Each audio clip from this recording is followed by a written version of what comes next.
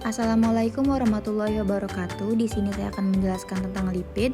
Sebelum itu, saya akan memperkenalkan diri terlebih dahulu.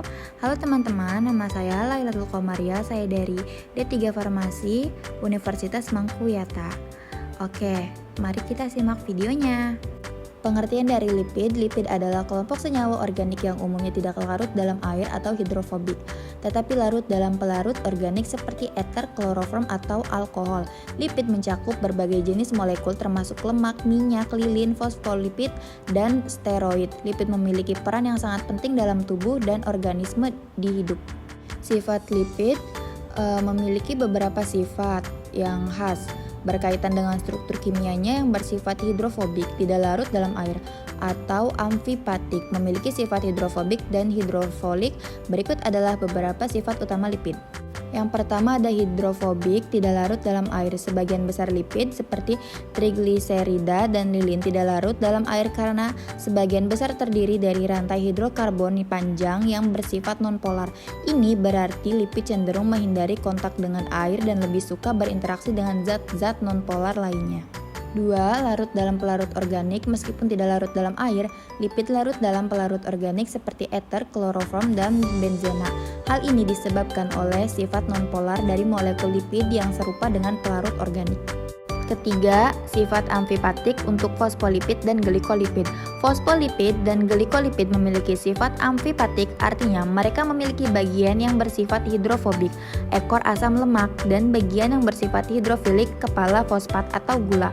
Sifat ini memungkinkan fosfolipid membentuk lapisan ganda dalam membran sel, di mana bagian hidrofobik saling berinteraksi dan bagian hidrofilik berinteraksi dengan air di lingkungan luar dan dalam sel.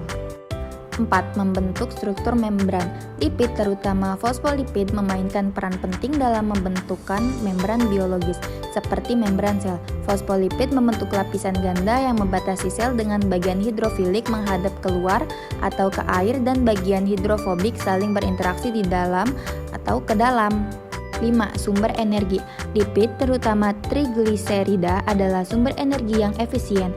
Mereka memiliki kandungan energi yang lebih tinggi per gram dibandingkan dengan karbohidrat dan protein. Lipid disimpan dalam tubuh sebagai cadangan energi dalam bentuk lemak tubuh. 6. Fungsi isolasi dan perlindungan. Lipid, khususnya lemak, berfungsi sebagai isolator termal yang membantu menjaga suhu tubuh dan melindungi organ-organ vital dengan membentuk lapisan pelindung di bawah kulit. 7. Mudah terserang oksidasi, terutama lemak tak jenuh.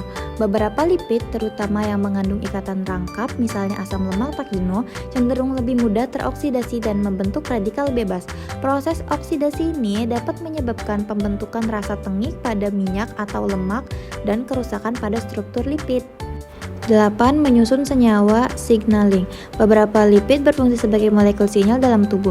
Contohnya termasuk prostaglandin yang terlibat dalam proses peradangan dan pengaturan fungsi tubuh lainnya, serta hormon steroid misalnya estrogen, testosteron, kortisol yang berperan dalam regulasi fisiologis. 9. Sifat termal dan tergantung pada struktur. Lipid dapat berada dalam bentuk padat, lemak, atau cair minyak, tergantung pada jenis ikatan kimia dalam asam lemaknya. Asam lemak jenuh yang tidak memiliki ikatan rangkap cenderung padat pada suhu kamar, sedangkan asam lemak tak jenuh dengan satu atau lebih ikatan rangkap biasanya cair pada suhu kamar.